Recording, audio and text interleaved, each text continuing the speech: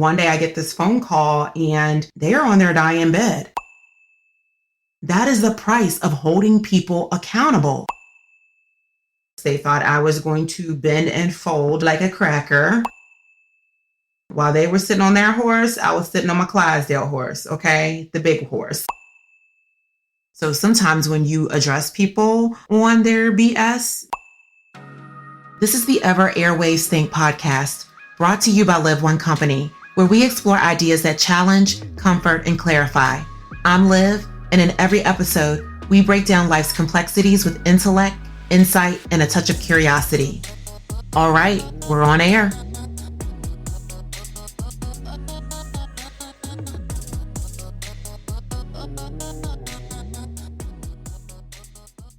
So I held someone accountable and they died.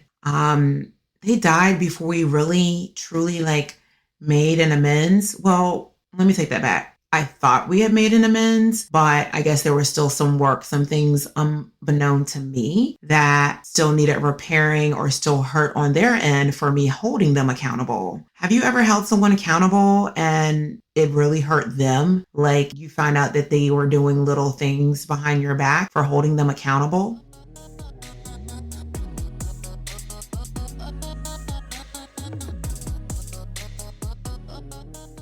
Well, that's what happened to me. And I'm going to tell you what happened. Well, not necessarily what happened, but how I held them accountable for their actions and what happened right before they died. Because there comes a point in time you're going to have to hold people accountable. You cannot allow people to think it's cool to lie on you, deceive you, manipulate you, and manipulate others to believing you did something to them. Because one thing's for certain and two things for sure, this is what we're not going to do. The world is round for a reason, and those tables do turn. And no, I'm not speaking on their passing. I am speaking on when you do seedy things to others, you can anticipate a miserable life to follow. Because that's what they had. That's what they ended up living with, a miserable life. Here it is. I'm living my whole productive life, right? Minding my good business after I decided I was not going to entertain the foolery and disrespect of it all anymore. Then all they are left with was my unbotheredness, which bothered them. So girl, when you put your whole foot, and I do mean your whole foot down on debauchery and delusional and, might I add, hate or even say jealous behavior, the other person will not be able to take it. They will not be able to take your resistance to their mess because they can't control you anymore. And them not being in control of you is an issue for them. They will lose it. They go into denial, destroy, and a defiant mode. They do everything they can to play on your head top. Now, we are all children of God, but God will put people in their place when he needs to, each and every time, as well as those who follow suit with their lies and antics, because they're a whole sneaky snake. Am I right or am I right? Okay, they slithering through them grass, all right? But walking around in your face in sheep's clothing, that's the devil's work. And good luck with that. That never turns out well for you when you're doing the devil's work. At the end of the day, my friend, we are covered. We are covered from people like that, because the last time I checked, people that spread lies on you will not go unpunished. And if they're pouring out lies, they will not go free because they are never escaping. If you know, you know. But I'm going to go ahead and give it to you. Proverbs 19:5, because some of y'all don't read, but baby, I read. And I will read you, okay? So don't ever say I don't tell you anything, because I do, and you're welcome.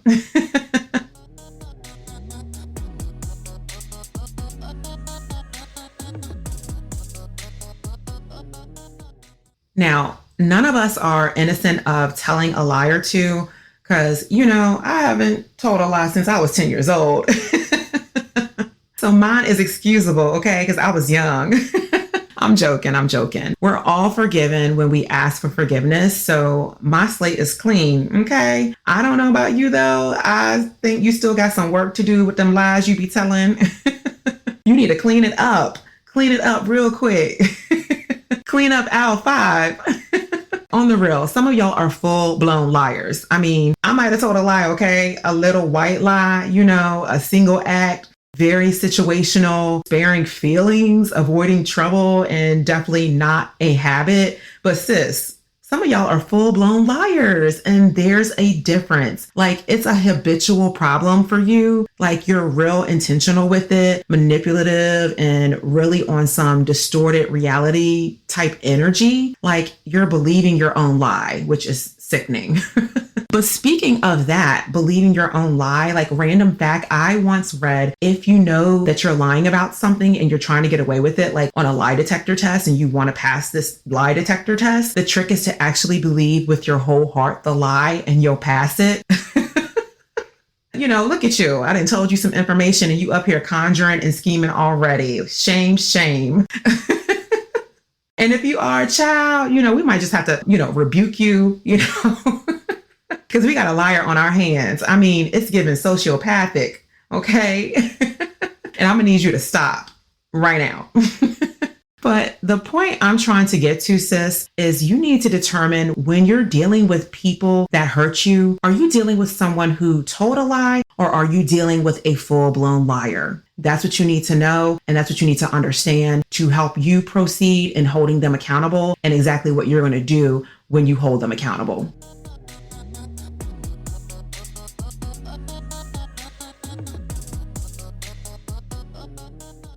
This person was close to me. Like, I've known them for a very long time, and I'm not sure what happened or just us having changes in our life. But what I do know is that they did some really foul stuff, some really foul-ish to me. And I learned about it and I didn't like it. And I addressed them on it and they went ghost. So sometimes when you address people on their BS, they may not be used to you addressing them, because I really never used to address this person for their actions. But this is just me over time growing up. This is a time for me when I was really maturing, just in standing up for myself and speaking up for myself and holding people accountable. They didn't like it one bit because they were not used to me doing that. So it really was a shock factor for them, for me to even speak up, defend myself, state my ground, state how they made me feel, inform them what they needed to work on and change and improve. And they were not used to that, because they were the ones who were always used to being the one to tell someone what to do, how to do it, or how they made them feel. And they were just one of those people that you just kind of maybe didn't feel always that comfortable saying things back. Now, don't get me wrong, love this person, right? Love this person dearly, but we all have our flaws and our little weird ways about ourselves, or passive aggressive ways sometimes that you need to be called out on. I'm sure you have friends like that. You have to call them out on it. And so I was just in my, I'm not playing games no more era. I'm biting back. I'm not tolerating it. I'm cutting people off and I'm calling people out. I'm calling you to the carpet. And so that's how we kind of arrived here.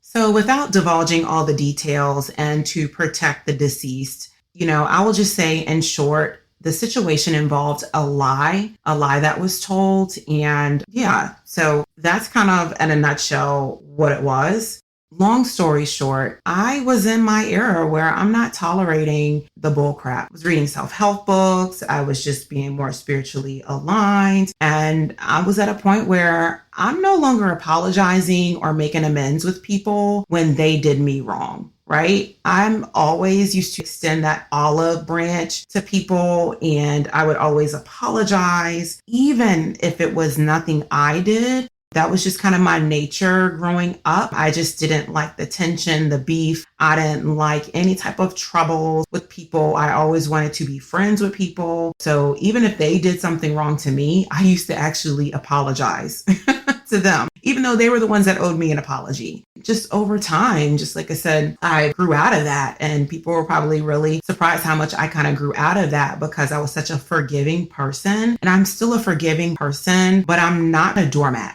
You can't walk all over me. This person never used to apologize for their wrongdoings, their actions. They weren't the best at it. They might have had their own little way without directly apologizing or being accountable for their actions. But sometimes things you just need an apology, and you need someone to do an about face with their actions. You need them to do right and make things right and clear your name. And that's kind of where we're at today.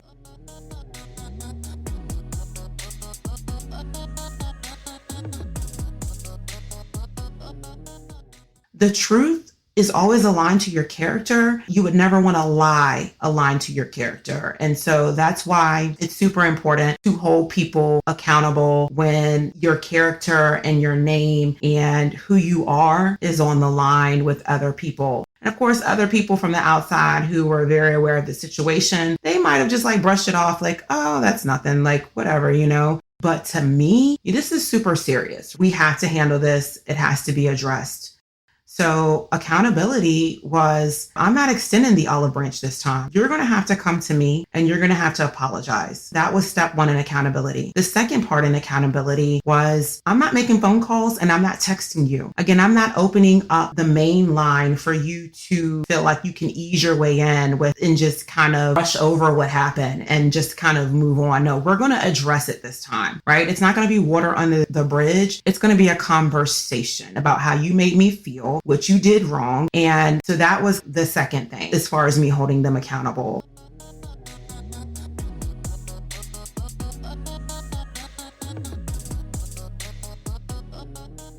And the third thing was like, I'm standing 10 toes down and holding you accountable. I'm not going to call you. I'm not going to text you. You will not hear from me on holidays and birthdays. But the one thing that I will continue to do, and I will always do, is I will pray for you. I will pray from a distance, from the confines of my own home and bedroom. In my prayer closet, that's what I will do for you. I'm not going to directly call them and text them and say, I'm praying for you. No, if you know me, you just know that, deep down, I'm praying for you or whatever. But so that's kind of what holding them accountable was. And I was not going to go back on it at all. Nope, not this time. Have you ever found yourself in situations where you just kind of open up the airways for dialogue with someone just so, even if they were in the wrong, but you want to move forward, so you extend the olive branch versus the person who made the offense or did the offense? Yeah, that was me. And that was me all of the time. And there comes a point where you have to stop or people are going to walk all over you. And they did. They took me for granted. And I don't like that anymore. I'm not playing games. I'm very mindful of just like how people treat me because I want to be treated with respect. I want to be treated the same way I respect you. And this is something I wouldn't do to you. Or if I ever did anything that was not so demure, as people would say, or not so kind, I'm going to apologize, especially if you have informed me that I have hurt you or this was untrue or if you were told or you told me that you want an apology and I did something to you, you're going to get that apology.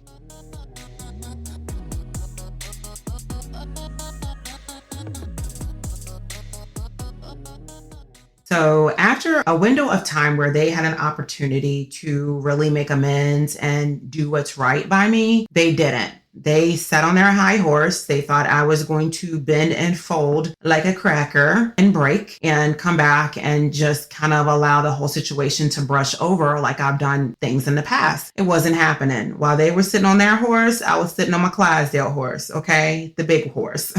I did not engage. I was actually had so many things going on in my life anyway. I just didn't even have time to think about the situation anymore.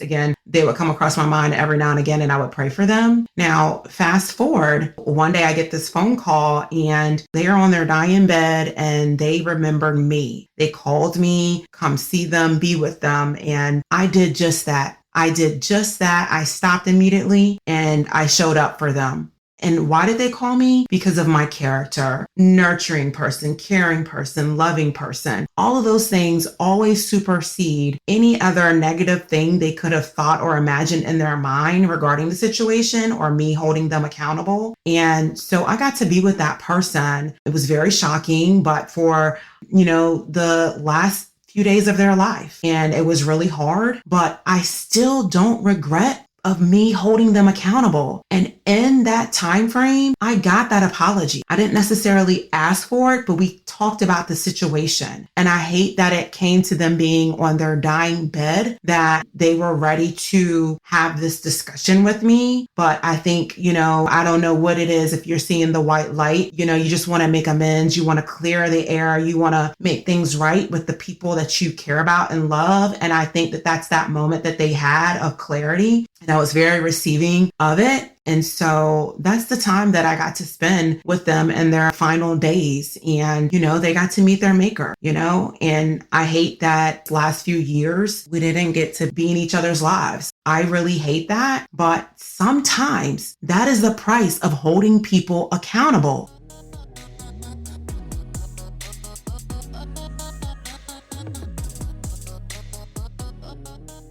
Sometimes you're going to miss out on each other. And then sometimes also that's how God wants it to be. In his infinite wisdom, we don't know what was happening. Maybe he didn't want me around some type of energy or negativity or, vice versa. Maybe God is working on that person. You just never know. And so I'm glad that I was obedient to the Spirit to not engage and just to pray from a distance for them in my relationship with them. But again, they died. And so does it hurt? Heck yeah, it hurts. They're gone. I just have all of the good memories. And then I also have this entire incident that took a couple of years of our life. I say all this to say, hold people accountable, but understand that there's also a price. Let's say you never make amends. Let's say they never come back to you. Always understand that if you are going to call people to the carpet and hold them responsible and accountable for their actions, and you require for them to do certain things to get back right with you, understand that you are chancing your relationship with them.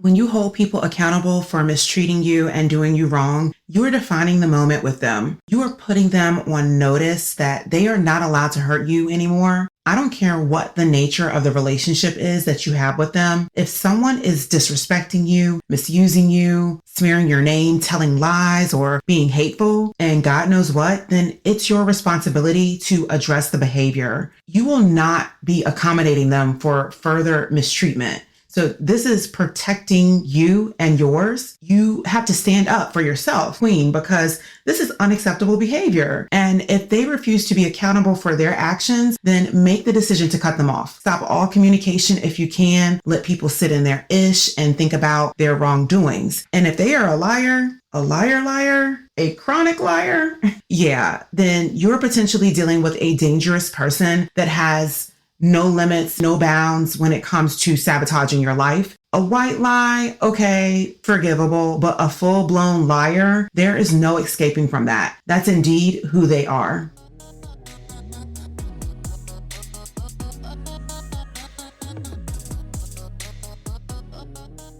You just never know. You never know when it's your time.